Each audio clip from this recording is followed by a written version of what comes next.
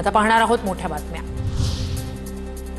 निधीची तरतूद आता सत्ताधाऱ्यांसाठीच डोक्याला ताप। हळू आवाजात होणाऱ्या तक्रारी मंत्री जाहीरपणे करू लागलेत।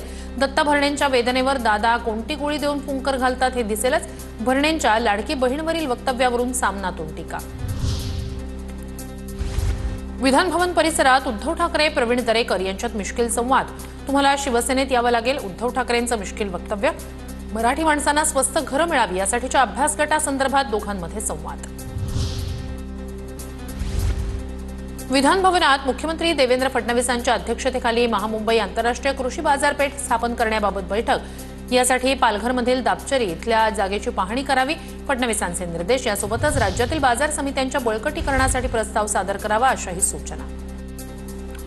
कांदिवलीत एसी बस सुरू करण्यावरून भाजप आणि ठाकरेंच्या सेनेत श्रेयवाद। बीएमसी निवडणुकीपूर्वी चारकोपमध्ये एसी बस सेवा सुरू करण्यावरून वाद। दोन्ही पक्षांकडून वेगवेगळ्या वेळी एकाच बसचं उद्घाटन। मीरा भाईंदरमध्ये मराठी मोर्चाला परवानगी नाकारल्यानं आता डीसीपी प्रकाश गायकवाड यांचीही उचलबांगडी। मोर्चाला परवानगी न दिल्यानं सुरुवातीला पोलीस आयुक्तांची बदली। बच्चू कडू यांच्याकडून आणखी एका पदयात्रेची घोषणा। 29 जुलैला बैठक घेऊन आंदोलनाची पुढची दिशा ठरवणार। पुढच्या टप्प्यात नागपूर इथे पदयात्रा करणार। 2 ऑक्टोबरला राज्यभरातून शेतकरी ट्रॅक्टर घेऊन मंत्रालयावर धडक देणार, कडूंची माहिती। ज्ञानराधा मल्टीस्टेट सोसायटीच्या आर्थिक गैरव्यवहार प्रकरणी तात्काळ कारवाईचे आदेश। उर्वरित 150 मालमत्तांच्या जप्तीचा प्रस्ताव दाखल करण्याचे मुख्यमंत्री फडणवीसांचे निर्देश।